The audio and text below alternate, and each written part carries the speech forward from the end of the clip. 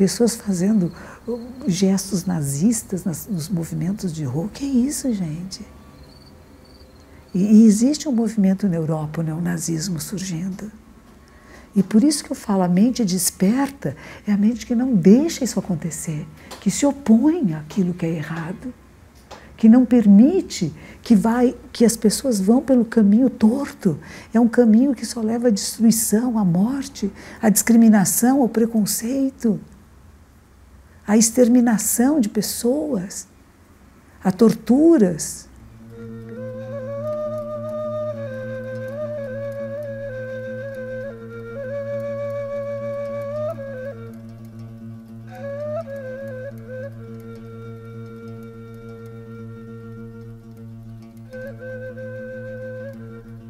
Então, nós temos no budismo 3 preciosidades, 3 joias, que a gente chama 3 tesouros, que se chama Buda, Dharma e Sangha. Buda é o ser iluminado, aquele, aquela que acorda, que desperta, que não é manipulado por ninguém e nem manipula a mente de ninguém. Hoje em dia é um pouco difícil, né? Mas a gente tem um estado de clareza, de consciência, de percepção que não é ludibriado pelas aparências. Isso é Buda.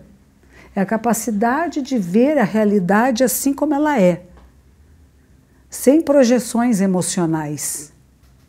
Onde o emocional ele existe, ele é importante, mas ele não interfere, ele não atrapalha a minha visão da realidade.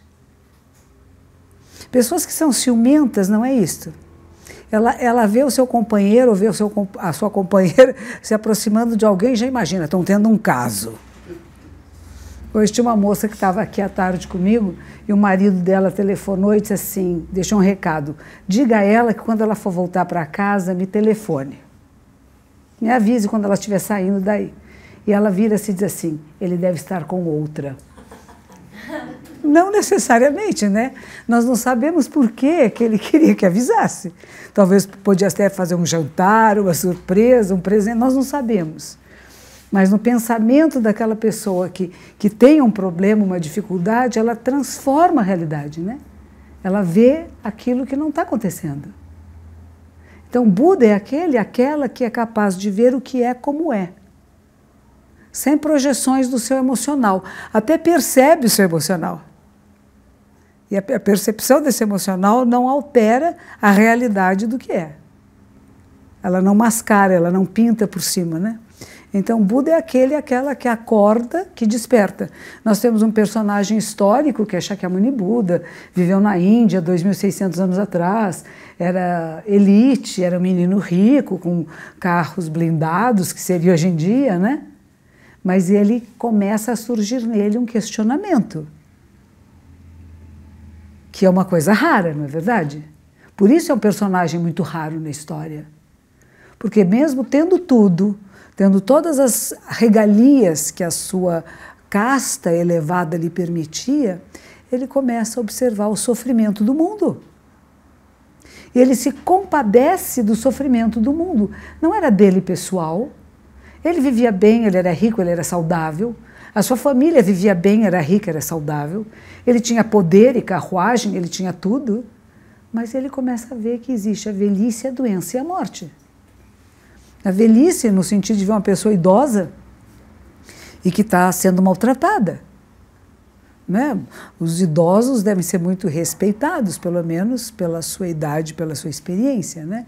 Na Índia se tem o hábito de você colocar a mão no calcanhar de um idoso e depois na sua testa. Significa estar acima de mim, quem veio antes de mim, eu respeito. Né? Dogen Sama, que é o fundador da nossa ordem, ele insiste em dizer uma coisa importante, que nós temos que respeitar os nossos superiores e respeitar os nossos inferiores. Um bom professor, um bom líder é aquele que respeita quem está acima e respeita quem está abaixo. Não abusa de quem está abaixo, não xinga, não insulta, não bate, né? Não faz nada que seja desrespeitoso e prejudicial. E da mesma maneira não faz com quem está acima de você. Isso é o princípio de vida em harmonia. Então Buda tem a ver com isto, viver em harmonia. Uma vez, o nosso Buda histórico, ele estava numa estrada e ele sabia que tinham dois povos que iam entrar em guerra. O povo da parte da família dele e um povo vizinho, porque eles estavam brigando pela água. Tinha um riacho, que cada um dizia que o riacho é meu, né? Você vê, as brigas continuam com coisas assim, né? Isto é meu, é seu, eu que mando, você que manda. Ia ter essa grande guerra, era uma deflagração mesmo. Então tinham dois exércitos que estavam vindo se encontrar. E ele sentou no meio da estrada. E esse exército vizinho que vinha vindo disse assim, escute, o que você está fazendo aí? Eu te conheço, eu sei que você é filho de fulano, não é que você abandonou o trono, que você agora é um mendicante, vive meditando por aí, você vai ser morto aqui no meio dessa batalha. Ele disse assim, não vai haver batalha. Ele disse assim, como não vai haver batalha? Eu falei assim, não, você não está vendo que é sem sentido fazer isso que vocês estão fazendo? Vocês não estão vendo que absurdo é matar por causa da água? Quando vocês podem dialogar e ter um acordo? Por que precisa um matar o outro?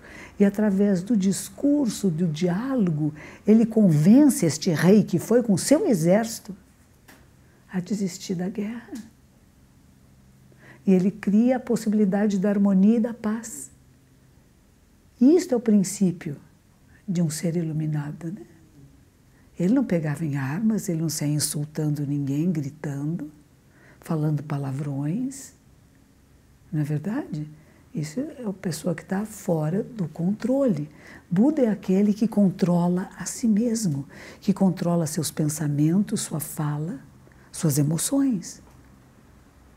E usa da maneira a beneficiar o maior número de seres, não a si mesmo, nem ao seu grupo, nem à sua família. É interessante, é difícil isso para nós, né? A gente está sempre pensando assim, como é que eu vou proteger meu filho, minha filha, meu neto, meu bisneto, né? Como é que eu protejo meus amigos, a minha sanga, a minha comunidade? Eu sempre quero proteger aqueles que eu tenho mais intimidade. E de repente você abrir mão disto, né? Não é fácil, né? Então nós temos esse personagem histórico que é um jovem rico que larga tudo, que vai à procura de um caminho de sabedoria, porque há dor no mundo. E como terminar com essa dor? É possível acabar com a dor? E através de inúmeras experiências ele se torna um yogi, um grande yogi. Ele passa por várias experiências, por grandes jejuns, grandes abstinências, até que ele se senta em meditação, que é o que nós fazemos nesta casa. O nosso templo é um templo zen, e a palavra zen significa meditar, que é o dhyana, o chana do yoga, né, que é o sétimo do Patanjali. Ele vai criar um caminho de oito partes. A sétima parte que é o dhyana, que os chineses, ao ouvir a palavra dhyana, chana, chana, vão falar chan, e criaram um caractere, que quer dizer zen. Então zen significa meditar. Esta é uma escola, esta é uma casa de meditação. Não é uma casa de luta, de briga, de guerra, nem de muito discurso. O discurso aqui a gente faz em alguns momentos, né, como a quinta-feira, como tem alguns grupos de estudos que nós fazemos, mas em princípio é uma casa onde a gente tem que ficar em silêncio, para ouvir em profundidade. Porque quanto mais nós falamos, menos nós ouvimos. Se eu estou falando muito, pensando alto, muito, eu não estou ouvindo em profundidade. Então a gente trabalha muito aqui o silêncio, ouvir em profundidade, ouvir a si mesmo e ouvir o mundo. Porque quando você silencia, todos os sons são audíveis. A minha mestra no mosteiro, ela sempre comentava que ela foi fazer um retiro no nosso mosteiro sede de Eireiji, que fica nas montanhas de Fukui. Montanha significa que não tem carro passando, não tem motocicleta, não tem caminhão, nem avião mesmo passa por lá, não é rota de aviões, então é muito quieto. Tem pássaros, tem outros sons, né? Mas não tem esses sons de cidade. E ela disse que quando eles estavam sentados em meditação, em zazen, tem um riacho que passa, não é pertinho não, tem uma certa distância. E como ele era audível, Sentadinha em zazen, ela ouvia tchá, tchá, tchá. Mas diz que quando ela se levantava, e todos se levantam para fazer a meditação caminhando, o riacho desaparecia. Não significa que ele deixou de cantar, mas nós deixamos de ouvi-lo. Então, as nossas práticas é que a gente não deixe de ouvir os sons maravilhosos da vida, da natureza, né? Mas se eu falo muito, se eu grito muito, eu não ouço. Eu insisto para as pessoas que moram aqui comigo, que vêm trabalhar aqui comigo, falo assim, vamos falar baixo? Vamos fazer um esforço? Alguém está lá em cima, eu estou com dor na perna. Oi, fulano! Eu falo, em vez de falar, oi, fulano, vamos criar um meio de chamar, né? Havia um mosteiro no Japão, no qual eu estive, que cada pessoa era chamada por uma batida do kaishaku. O kaishaku são 2 pedacinhos de madeira. Então, se eu vou chamar o tenzo, é uma batida. Se eu vou chamar o hino, que é uma outra função no mosteiro, é 2 batidas. E cada pessoa tinha o seu número de batidas. Então, quando alguém chamava, batia aquele pauzinho, tem, tem, é para um, tem, é para o outro. E a pessoa estava atenta para responder, para não precisar gritar. Imagine, os mosteiros no Japão são muito grandes. Essa praça do estádio toda, com essa ladeira do lado de cá e a ladeira do lado de lá, e mais as casas que estão lá em cima, isso é mais ou menos o tamanho de um mosteiro. Com várias edificações, não é uma ou duas, muitas edificações. A gente pode dizer que o estádio seria a edificação principal, né? A sala principal. Mas tem outras salas, salas de banho, sala de cozinha, sala do mestre isso, sala do mestre aquilo. São edificações muito grandes, são montanhas mesmo, né? Que as práticas eram recomendadas que fossem feitas nas montanhas, sem muita provocação das coisas da cidade, né? Quando há um monge interessante, ele é o 28º sucessor do Buda histórico, ele chama Bodai Daruma. E Bodai Daruma, quando ele vai da China, ele vai da Índia para a China, ele é um personagem importante porque ele vai transmitir os ensinamentos da Índia para a China, ele começa a difusão do Zen para outros países. O budismo já estava lá, a China já era muito budista, já tinha confucionismo, taoísmo e budismo funcionando de vento em popa, quando este monge chega lá. E ele chega e o professor dele, antes de ir, diz assim, se afaste dos centros de poder. Não se envolva com os centros de poder. Vá praticar nas montanhas remotas. Você tem uma tarefa muito importante, que é transmitir esse selo da mente Buda, selo da mente iluminada. Não se envolva nas coisas mundanas, né? Mas quando ele chega, o imperador, o rei daquela região, do feudo, né, fica muito contente porque ele ouviu falar. Tem os arautos, né? Quem chegou, que navio chegou, tudo isso é contado imediatamente, né? Não precisava de grampo, né? Porque todo mundo passava. Não tinha nada grampeado, era tudo público. Então chegou a notícia de que tinha um monge muito raro que estava no navio. Então ele manda chamar o monge, quero saber quem é esse monge, que é um santo, o santo chegou. E o imperador, que era budista, o imperador tinha feito mosteiros, templos, que ajudava, fica no céu. Ai, o monge vai chegar, ele vai me entender, ele vai ver que eu sou um homem bom. E quando o monge chega no palácio, ele fez uma viagem difícil, quase todos os navios afundavam, teve no meio do mar uma grande turbulência, quase que morreram mesmo. Ele é um homem de mais de 60 anos, ele é uma criança, ele está cansado, e ele já chega do navio, o imperador chama, tem que ir, não quero, não vai sim. E ele chega e o imperador vira-se para ele e chama toda a corte, né? Porque ele quer aprovação, né, que é o reconhecimento. E ele diz para ele, olha, eu tenho construído muitos templos e mosteiros, eu tenho obtido méritos, não tenho?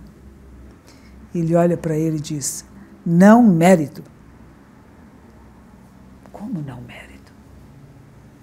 Ele chamou esse monge para abençoá-lo, para dizer que ele é santo, que ele é sagrado, que ele é bom. E ele vem com uma resposta dizendo, não mérito? Aí ele pergunta, mas então o que é sagrado para você? Se construir mosteiros, fazer tradução de textos sagrados, para você não é importante? O que é sagrado? E ele diz, nada. Não existe, isso é importante de entender, né? Não existe um sagrado em algum lugar especial. O sagrado não está nesse altar nem na imagem. A imagem ela é simbólica, a gente coloca em lugar elevado para lembrar-se que Buda, essa mente iluminada, esta mente que vê com clareza a realidade, ele é acima das coisas mundanas. Mas a gente não adora a estatuazinha. A estátua ela é simbólica de um estado que nós podemos e devemos acessar, que é nosso direito e dever de nascença, de não desperdiçar essa vida. Falando bobagem, brigando por pecuinhas, né? Mas despertar para a mente maior. Qual é o significado da existência? Nós vamos todos morrer, não é? Daqui a pouco, não vai demorar muito. A gente pode viver 50, 60, 100 anos, 120, 150, é um monte, né? Nós vamos morrer. Que significado tem a vida? Esses poucos anos de vida que nós temos, tem sentido ou não tem sentido? Para que serve? Para comer, para fazer sexo, dormir? Para ganhar dinheiro, para que os outros gostem da gente, de que você é importante, que você faz coisas importantes no mundo? Isso tudo é ego, né?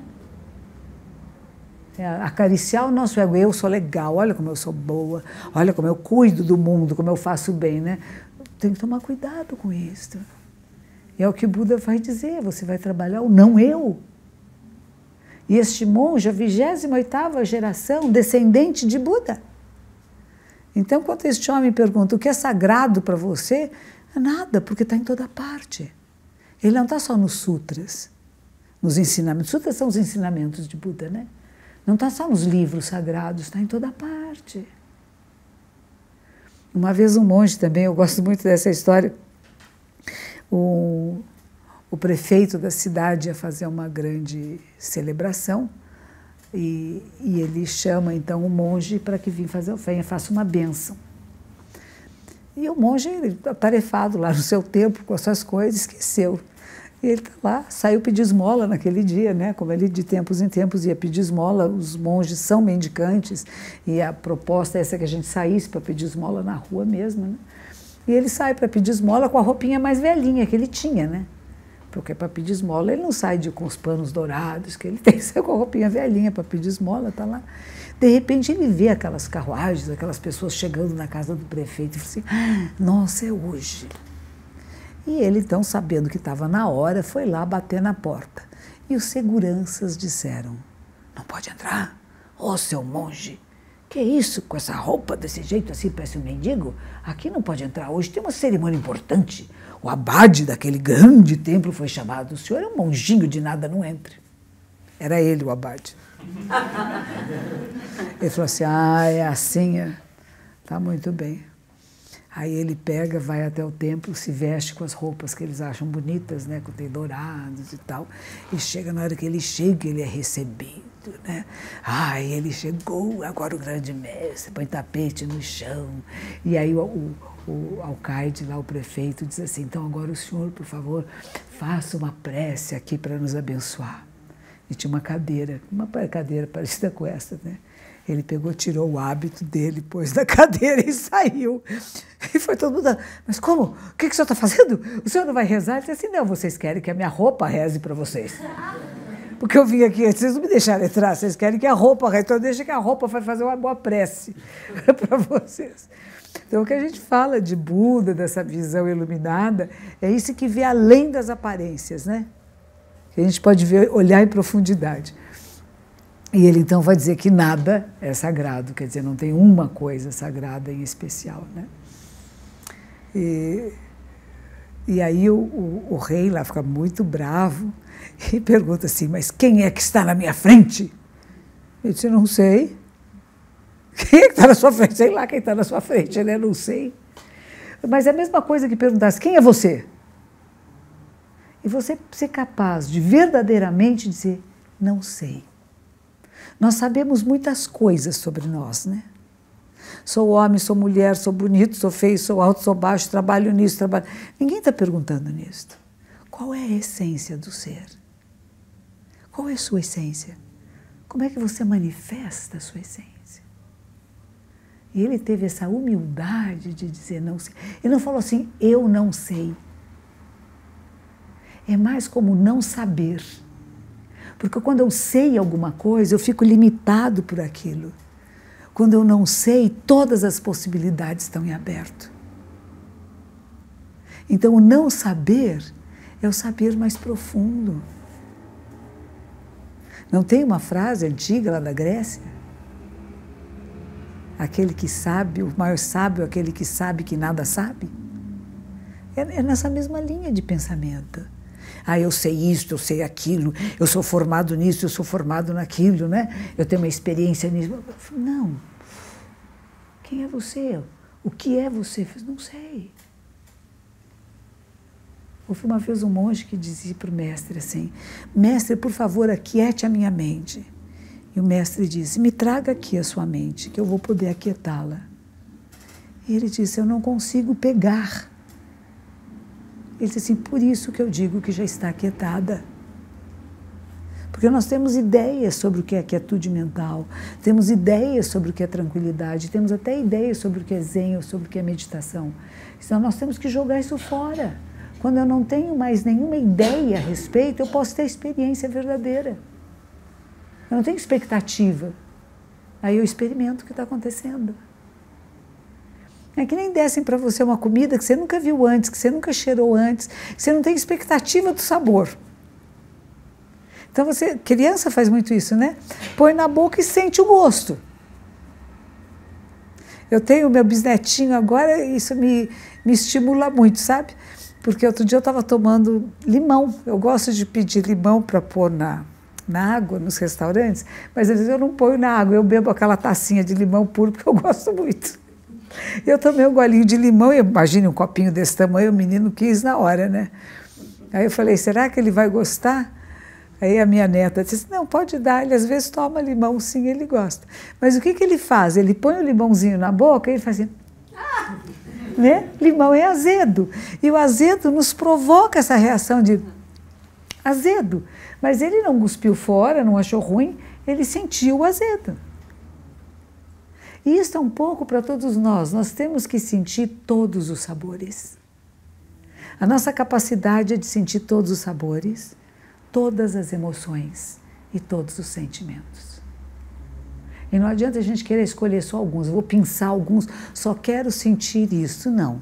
Nós humanos temos uma capacidade de sentir inúmeras coisas. Agora temos que estar conscientes do que está acontecendo para saber usar isso de forma adequada. Está andando na rua, alguém te insulta, vai ficar brava? Não é conhecido, é mais fácil, né? Mas é aquele conhecido que você gosta tanto. Aquele amigo, aquela amiga de tantos anos que vem e sabe aquele seu pontinho, vai lá e dá aquela agulhada, assim, aquela facada, né? Dói. Não é dizer, não, não dói, eu sou zen, eu não sinto nada, estou num plano superior de consciência. Não, o ataque, a grosseria, né? Eu lembro, quando eu cheguei aqui no Brasil, eu fiquei alguns anos no Japão. E no Japão as pessoas são muito delicadas no trato umas com as outras, porque são muito sensíveis. Tanto que nem se tocam, e não se tocar é porque é muito sensível. O toque é uma coisa muito íntima. Você entra na intimidade de um outro ser humano quando você toca a sua pele, abraça, beija, dá a mão. Mas existe uma maneira de cumprimentar, né? Eu estou alegre de te ver. Ai, como eu estou alegre de te ver. Ai, quanto mais alegre está, com mais saudade está, mais abaixa a cabecinha. Não agarra, não beija, sabe? Porque é tão interessante isso, né? São maneiras diferentes da gente se manifestar no mundo, né? Não é que é mais frio, é tão quente que se manifesta de outra forma, que é muito gentil, é muito cuidadoso com o outro. Um país que é muito populoso e é pequenininho, as pessoas precisam falar baixo. Imagine nas casas, imagine que isso é uma casa japonesa e essa parede aqui é feita de papel, né? As portas são de papel. E aí tem um casal recém-casado, aqui tem o pai e a mãe. E eles vão ter a sua intimidade, ou a sua briga, a sua discussão. Tem que ser baixinho, porque senão vai incomodar os outros. E essa ideia de não incomodar o outro é muito importante. Como é que eu não incomodo os outros? Tem expressões em japonês, alguns de vocês são de família japonesa, vocês sabem, né? Gomei nasai, quer dizer, desculpe, shitsurei shimasu, com licença. Essas são as palavras mais usadas o dia todo, inúmeras vezes. De uma delicadeza em todo lugar. Você vai num posto de gasolina, a pessoa do posto de gasolina diz, seja bem-vindo. Isso ele fala bem alto. Irashaimase. Aí chega para você e pergunta, você tem algum lixo dentro do seu carro que você queira deixar aqui? Não é bonito? E na hora que o carro está saindo do posto de gasolina, o atendente do posto vai até a rua para ter certeza que você sai sem ter problemas. E diz, volte novamente. Não é gostoso? É uma gostosura, esse é um mimo para o nosso coração. É macio. Eu lembro que nós chegamos aqui no Brasil, eu me casei com um monge japonês e nós voltamos para o Brasil e nos disseram, tem um restaurante aqui na Liberdade que é muito gostoso, a comida é bem típica japonesa. E o outro monge desse templo que estava lá, já estava há muitos anos no Brasil, nos levou. A comida realmente era muito boa. Só que as senhoras que serviam, elas eram muito rudes. E elas pegavam, e eram senhoras japonesas. Elas já estavam há muito tempo aqui no Brasil. Elas pegavam. Quando elas iam pôr o pratinho na mesa, elas jogavam, assim, fazia tec. Uma coisa que no Japão não existe. Você vai pôr um prato na mesa, você põe com as duas mãos, com toda a delicadeza, sem fazer ruído. Porque todos são muito sensíveis. Então, é delicado ao colocar o prato, ao tirar o prato. Não é gostoso viver assim? Fazer a mesa bonita, às vezes põe uma florzinha, põe um mimo. Eu lembro uma vez no nosso mosteiro, a gente ia servir o picles japonês, chama tsukemono, né? E no prato de tsukemono, uma menina foi lá, pegou uma folhinha de bambu. Uma só, compridinha assim. Não era um galhozinho, era uma folhinha de bambu. E ela pôs num cantinho do prato. Então, quando você ia se servir, tinha uma folhinha de bambu. É um mimo. Quando nós somos mimados, nós ficamos mais gentis, mais sutis, mais delicados. Quando nos tratam com grosseria, a gente vai ficando mais grosseiro, mais rude. E desenvolver essa sutileza no trato é desenvolver a mente Buda. Ser gentil um com o outro. Tentar entender um ao outro. Não insultar um ao outro. Partilhar da vida, né?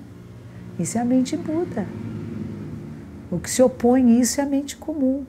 É o euzinho, né, que Freud vai chamar de ego.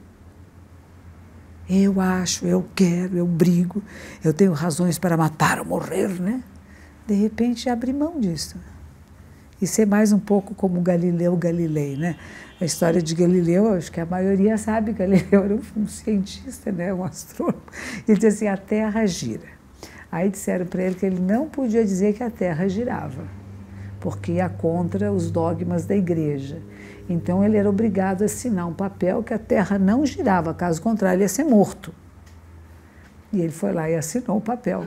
Na hora que ele acaba de assinar, ele diz assim, mas que gira, gira. E isso eu acho que é uma coisa muito importante para nós, né? Eu não abro mão dos meus princípios, dos meus valores, mas eu não morro por eles, nem mato por eles. Que é os meninos do Estado Islâmico fazem, né? E que eu não acho muito bonito. Eu posso compreendê-los, eu sei de onde vem isso, eu sei de onde vem a violência, eu sei de onde vem a raiva, onde vem aquilo, se você não concorda comigo, eu te mato, eu te corto a cabeça. E a gente faz isso socialmente, né? Não falo mais com você, eu difamo você, eu acabo com você, porque você não pensa como eu penso. então eu quero o seu extermínio. Nós fazemos isso. Né? Isso é o que os meninos do Estado Islâmico fazem. Eu vou pôr fogo em você, eu te queimo. Você não existe mais, eu mato você. Ou fisicamente, ou psicologicamente, socialmente. Né? Nós fazemos isso. Quando pode ser de outra forma. Quando é possível outra forma. Né? Existem outras formas. Né? Tem pais que não falam com filhos, né? E chega a dizer para o filho, se você fizer isto, meu filho, você não é mais meu filho. Como que deixa de ser filho? Não deixa de ser filho nunca. Faça o que for, é filho. O fato de ser filho será filho para sempre, eternamente, nunca deixará de ser filho. Eu vou te deserdar, problema seu, né? O seu dinheiro é seu, faça o que bem quiser, né? Aliás, isso é outra coisa interessante, né? Que a gente fica esperando a herança do pai, herança da mãe, não, que gastem tudo, faça o que quiser com isso. Trabalharam por isso, ganharam, sei lá, é seu. Não precisa me dar nada. Eu que saiba, que me dê condições de que eu poder me sustentar. Antes de eu vir para o Brasil, meu professor, que é meu professor de transmissão, Yogo Swigan Roshi, ele perguntou para mim, você é capaz de fazer dinheiro? De se sustentar? Dinheiro no Japão é assim. Aqui é feio, né? Lá é bonitinho. Você é capaz de fazer isso, quer dizer, você é capaz de fazer dinheiro, que é o redondinho, a moedinha, né? Aí eu falei para ele, não se preocupe, dá-se um jeito, né? E até hoje eu nunca tive nenhuma dificuldade. Eu não fui atrás, eu não vou atrás.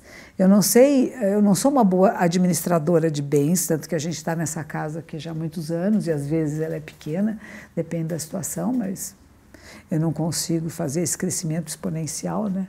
O meu crescimento é linear, um pouquinho aqui, um pouquinho aqui, um pouquinho aqui. Ontem eu fui fazer uma palestra para um grupo que chama SAP Brasil, é um grupo de informática, né? E o tema do encontro era Abrace a Transformação Digital. Tinham mais de 6.000 pessoas, é uma maravilha, né? Você falar para 6.000 pessoas, porque você fala para umas 200, porque o resto são cadeirinhas ali, né? Você só vê cadeirinhas e sombrinhas, né? Um salão enorme. E antes de mim falou um homem que eu não conhecia, que se chama José Davi Furlan. Eu até recomendo que vocês procurem, pesquisem um pouco sobre esse personagem. Ele estava falando sobre negócios e como o mundo está mudando e que as descobertas da ciência, da tecnologia, não é ela que muda o mundo, somos nós que mudamos com nossos princípios e valores. Mas a tecnologia facilita essa mudança. Então, eles têm esse SAP, é uma empresa que surgiu na Alemanha já há muitos anos e que faz um processo de computação para grandes, e para governos, para cidades, onde tudo é computarizado e é analisado. Então, quem está usando, por exemplo, quem estava lá, que estava se manifestando, o Hospital Einstein, um laboratório Axê, o Pão de Açúcar, essas foram as 3 empresas que eu me lembro, principais que fizeram comentários de estar usando esse sistema, né? A Petrobras usa esse sistema. Inclusive, a presidente dessa empresa, há alguns anos atrás, foi chamada para saber se houve alguma propina, alguma coisa para ela ganhar a concorrência deste, e ela provou que não houve, né? Porque nós achamos que tudo é só propina, mas há muita coisa que não é, né? E nada foi provado. E ela tem esse sistema de computação, que é uma coisa extraordinária, né? E este homem dizia assim, daqui a 10 anos, 40% das empresas nos Estados Unidos vão desaparecer, porque não vão ser mais necessárias. No Brasil, talvez uns 48%. Muitas coisas vão desaparecer por causa desse desenvolvimento da era digital. E se daqui a alguns outros anos não vai haver mais dinheiro, não vai haver cartão de crédito, porque nós vamos fazer tudo digitalmente. Nós não vamos precisar de lojas, nem de shopping centers, porque nós vamos fazer as nossas compras online. Os shopping centers vão se tornar centros de diversões, como muitos deles já são agora. Não é interessante isso? Esta mudança, e é uma mudança que ele diz assim, as empresas, elas vão ter os seus blocos principais e os seus agregados, porque não vivem sozinhos. E em vez de tanta competição, vão se formar grandes redes. É uma mudança muito, muito, muito grande, que ele diz, não tem, ela está acontecendo. Muitas coisas vão desaparecer, muitos empregos vão desaparecer, muita gente tem medo disto. Mas o mundo é movimento e transformação. Ele diz assim, a China tem tido um crescimento de 7% ao ano. Quantos anos ela aguenta isto? Quantas Chinas nós vamos ter? É impossível, vai chegar um momento, não é sustentável. Ele falou outra coisa interessante, a indústria de automóveis no Brasil, ela crescia 6% ao ano. Isso não é sustentável. Chega um momento que não dá mais. Como tudo. Cresce, cresce, cresce muito, de repente dá uma parada.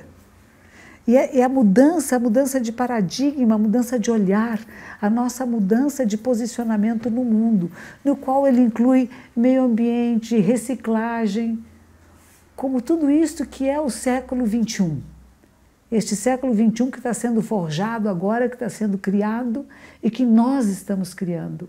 E que os facilitadores para nós é a tecnologia. Não é que a tecnologia manda em nós escolhemos, né?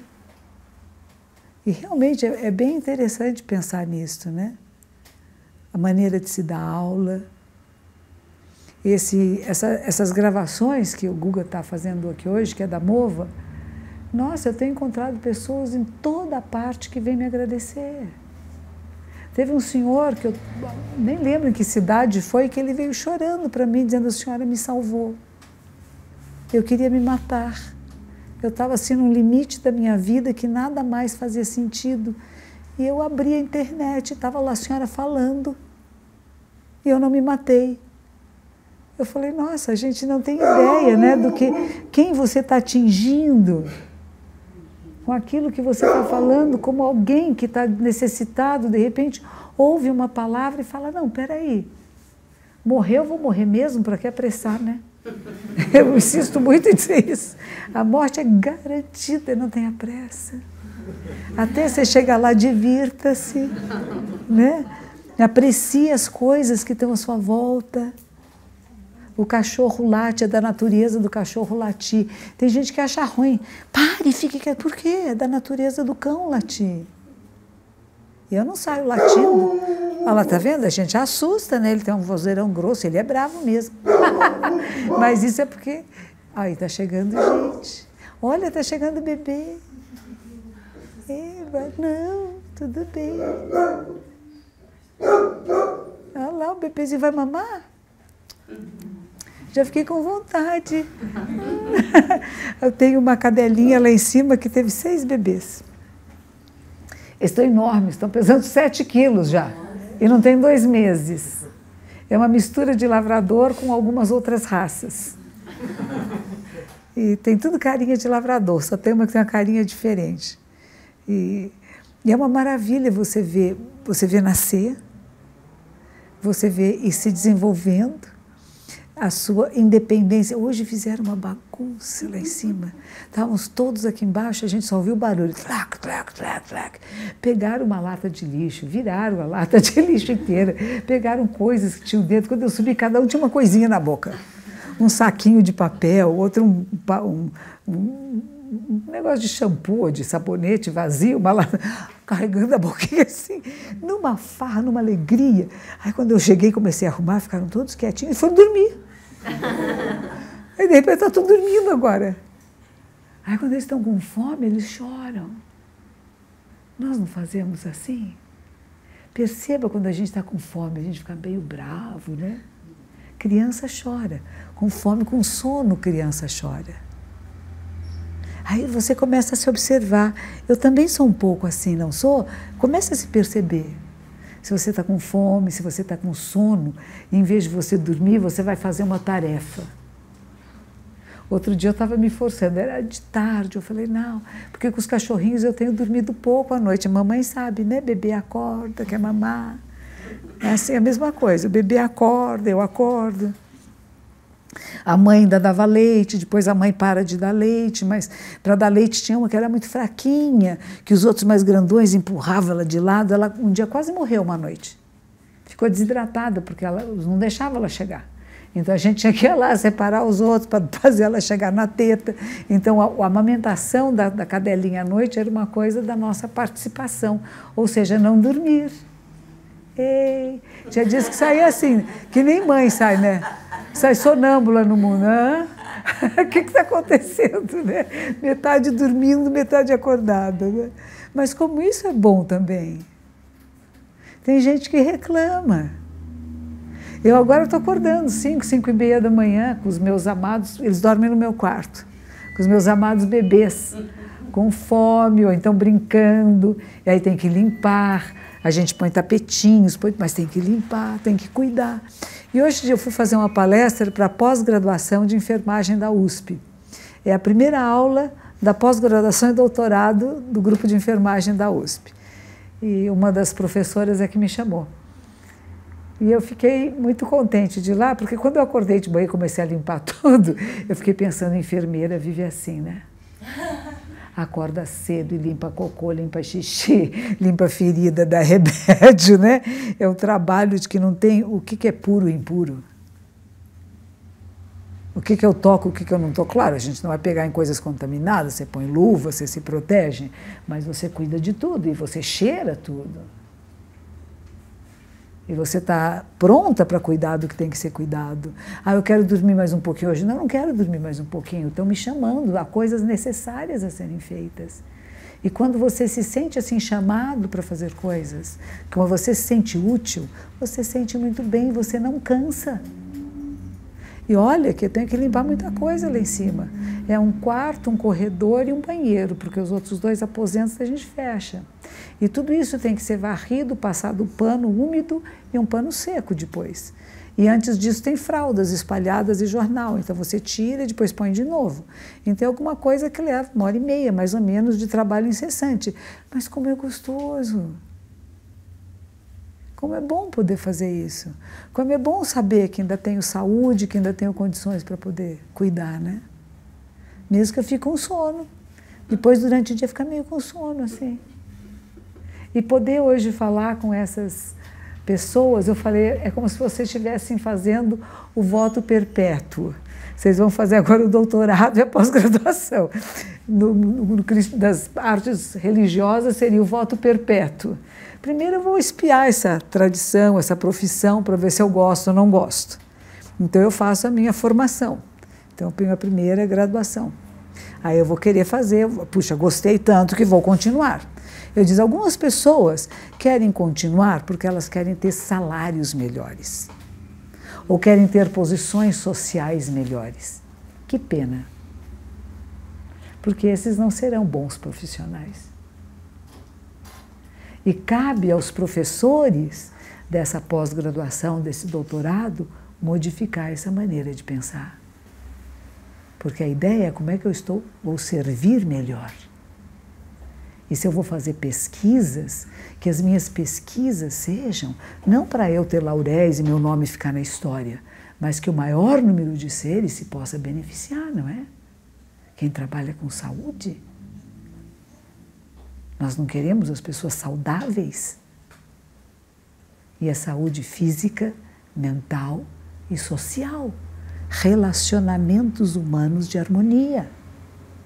Guerra é fácil de fazer. Xingar, ofender, gritar é fácil. Como é difícil no momento que alguém te ofende, que você está indignado, você responder de outra maneira. Você criar causas e condições de uma transformação que seja sem violência, né? Não é fácil. Nos relacionamentos pessoais, então, é mais difícil, né? Pessoas que você não tem muita intimidade, como eu falei, né? Xingou na rua, bom, xingou, não me conhece, né? Mas a pessoa que te conhece e você tem uma expectativa que respeite você e de repente atravessa aquele umbral que não deve ser atravessado, né? entra num campo que é da nossa privacidade e que tem que ser mantido, mesmo nos relacionamentos mais íntimos, né?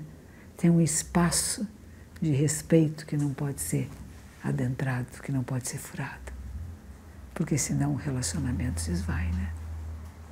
Então, como é que a gente mantém isto, né? É uma arte, como tudo. É uma arte de presença, de sensibilidade. E eu acredito que a meditação, que o zazen, nos torna seres mais sensíveis para tudo, para ouvir melhor, para ver melhor, é o lobo da... Chapeuzinho vermelho. Cheirar melhor para comer. Mas, de uma certa forma, desenvolve tudo isso. A gente fica mais sensível. E, como diz o Nando, mais feliz, né? Eu dei o nome budista dele de Nando. E aí eu tenho uma amiga que disse assim, Nando, em sânscrito, quer dizer feliz. E Nan, em japonês, quer dizer sul. E Do é caminho. Né? Ele viaja muito para outros países, para a China, inclusive, mas ele é aqui do Sul, né? Ele é da América do Sul. Então, eu falei o caminho do Sul, né? E aí ficou dizer o que quer dizer feliz. Não é bom que o caminho do Sul é o caminho feliz. E nós estamos nesse caminho, nós somos esse caminho. A gente apreciar um pouco a nossa vida, né? Meu mestre insistia muito em dizer isso para todos nós. Meu mestre de ordenação, Maizumi Roshi, aprecie a sua vida. Deixe de lado tantas reclamações e tantos resmungos. Aprecie essa experiência rara, maravilhosa de um ser humano, né? Nas várias nuances, de estar em vários lugares diferentes, de poder compreender até aquele que não compreende você. Então não cria rancor, não cria raiva, não cria ódio, né? Mas cria essa sensibilidade do cuidado. Porque o descuido causa muitos problemas. E qualquer descuido é um risco de vida e morte, né? Mariana tinha uma pequena trinca na barreira, o técnico foi lá e disse, tem uma trinca, deixaram para depois. Não tem depois, né? Na hora que você vê um problema, você tem que resolver esse problema. Não tem amanhã, não tem alguém que vai fazer isso. Quando cada um de nós assume responsabilidade pela sua vida e pelo que nos cerca, nós vamos ter um mundo mais harmonioso. E o que eu achei maravilhoso é que, de repente, nesse encontro de transformação digital, o que este senhor, esse professor estava falando, é que este é o caminho de nós vivermos em rede, vivemos em grupos, não tanta competição de um querer destruir o outro, mas de construirmos juntos uma realidade onde todos se beneficiam. Vocês vão ter um mundo muito bonito, viu? Quando forem velhinhas. Quando vocês, que são bem jovenzinhas, forem velhinhos, vão ter um mundo maravilhoso. E eu espero que o que a gente está construindo aqui agora, né? Nós que já estamos com mais de 60 anos, né? O que a gente fez com a nossa existência, o que a gente tem feito com ela, possa ser alicerce e fundamento para este mundo novo que está surgindo, né? Que ele vem junto com uma nova consciência. Não é a consciência mais da briga, do confronto, do eu e do outro, mas é a briga do ou. E ou. Trabalhamos juntos, compartilhamos juntos. Não nos opomos, não lutamos, mas juntamos forças para um bem comum. E essa é a minha prece de hoje para o nosso país. Nosso país que está muito polarizado, que está muito dividido, que está muito manipulado, que as pessoas acordem, despertem para alguma coisa que é maior do que este ou aquele e que possam trabalhar juntas para o bem de todos, não do meu grupo ou do seu grupo, não para o meu poder ou para o seu poder, né? Mas para o poder do bem-estar de todos. Uma das coisas que um historiador recentemente falou, disse assim, a Síria entrou nessa grande crise que entrou porque estava muito polarizada. Tinha uma divisão muito grande dentro do país. E quando essa divisão ocorre, o que chama-se democracia desaparece. Outra coisa toma conta, né? E é preciso cuidado. Nós não podemos fazer muito por isso, né? Mas podemos estar atentos e observar o que está acontecendo. Que pena, não é? Que pena que não podemos trabalhar juntos, que não podemos unir as inteligências e as capacidades para construir um país mais forte, um país lindo, emergente. O Brasil estava assim, ó, internacionalmente reconhecido, crescendo, desenvolvendo. E de repente vamos ceifar isso. Por quê? Por quê? Né? São pensamentos muito pequenos. A gente precisa de pensamentos maiores. E as pessoas brigam entre si, famílias brigam, irmão, irmã, pai e filho não se falam porque pensam de forma diferente. Isso não existia aqui antes, né? Tinham partidos, na mesma família, pessoas de 4, 5 religiões, de partidos diferentes, na mesa discutiam e tal, mas se abraçavam, né? Agora não se abraçam mais. Se você não pensa como eu penso, você não presta. Que medo, não é? Pessoas fazendo gestos nazistas nos movimentos de rua. Que é isso, gente? E existe um movimento na Europa, o neonazismo surgindo. E por isso que eu falo, a mente desperta é a mente que não deixa isso acontecer, que se opõe àquilo que é errado, que não permite que as pessoas vão pelo caminho torto. É um caminho que só leva à destruição, à morte, à discriminação, ao preconceito, à exterminação de pessoas, a torturas. Pessoas falando, que bom que tem um governo militar. O Leandro Carnal, um historiador aqui da PUC, né, de Campinas, ele disse assim, se são jovens é porque não conhecem a história, se são idosos é porque perderam a memória. Como é que alguém pode querer um governo ditatorial? Quem é que quer uma ditadura?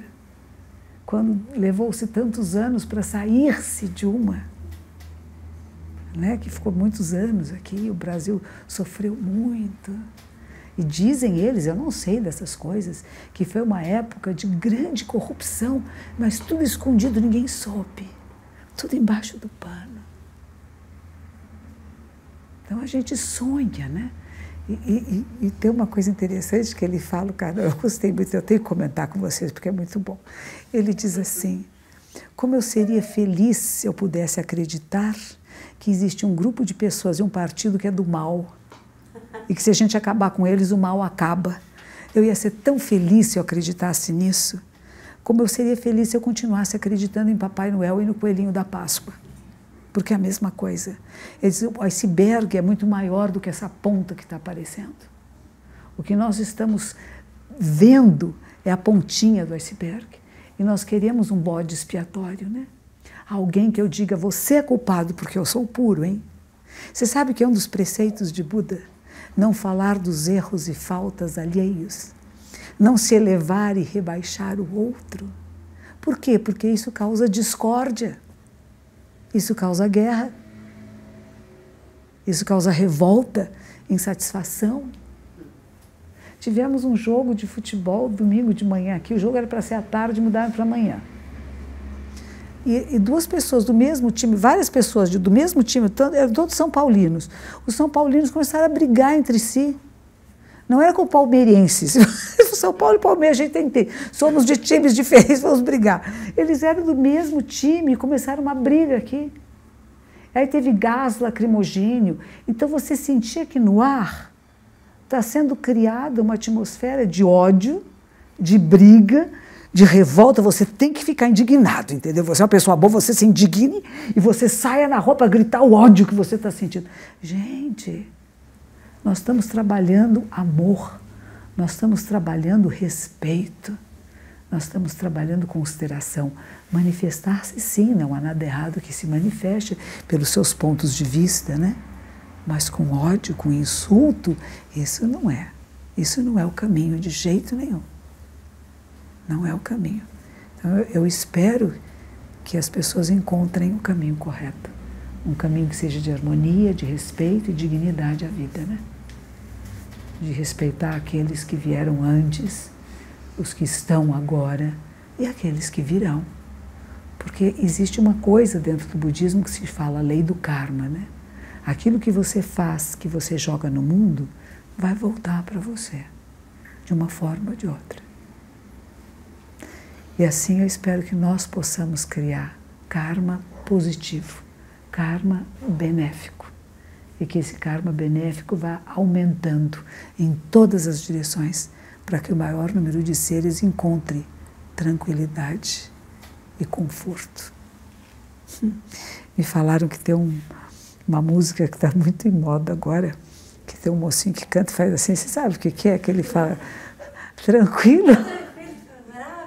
Tranquilo e favorável, viu? Tranquilo e favorável, tranquilo, é assim? É ótimo, né? Não é só a música, não é só isso. Tranquilo e favorável, tranquilo e favorável, eu adoro isso.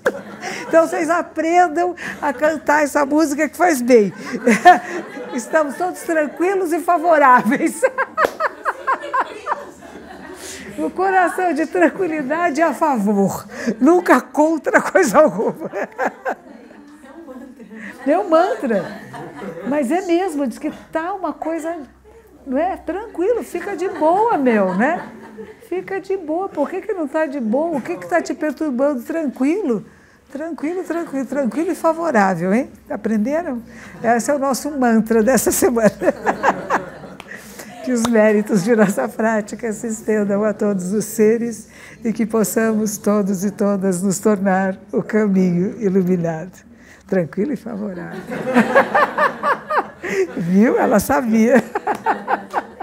Que bom, muito obrigada a todos vocês. A gente vai ter um Zazenkai, que se chama, que é um dia todo de Zazen no sábado. Quem nunca veio aqui, tem aulas práticas de meditação, que são sábado às 18 horas ou domingo às 11 da manhã. Este sábado não haverá essa aula prática de Zazen, de meditação, porque vamos fazer um dia de Zazen, que começa às 10 da manhã até às 5 da tarde.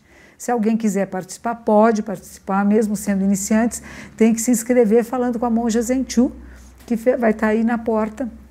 Ela explica para vocês, ela pede que mande um e-mail para ela poder se organizar melhor, saber posar fu na sala, enfim, vocês terem onde sentar, tá bem? E então ele vai ter domingo às 11 horas da manhã. E na próxima semana nós temos um retiro. A gente aproveita os feriados da Páscoa para fazer zazen, para ficar em silêncio aqui no templo. Mas isso é para quem já tem alguma experiência de meditação, porque sentamos muitas horas consecutivas. E às vezes as pessoas pensam que retiro é uma coisa assim, que eu vou lá, vai ter música, eu vou descansar. E não, a gente fica sentado em meditação muitas horas. Porque o nosso propósito é se conhecer a si mesmo e atravessar as barreiras que são físicas e mentais. Então eu atravesso até um estado de desconforto para chegar num nível de conforto maior do que este que eu estou acostumado. Eu tenho que romper algumas barreiras. E quem não está muito acostumado a fazer meditação, às vezes acaba desistindo e fica com aquela impressão que meditação é horrível. Não é não, eu garanto que é muito bom. Porque foi por meditar que eu virei monja. Foi fazendo retiros que eu falei, não existe nada melhor no mundo, não encontrei nada que se comparasse a isto. E o que eu tenho, eu tinha 36 anos na época, falei, o que eu tenho de resto da minha vida eu dedico a esta tradição, porque foi o melhor que eu encontrei. Eu estou com 69 e fazem 33 anos. Muito obrigada, tenha uma ótima noite.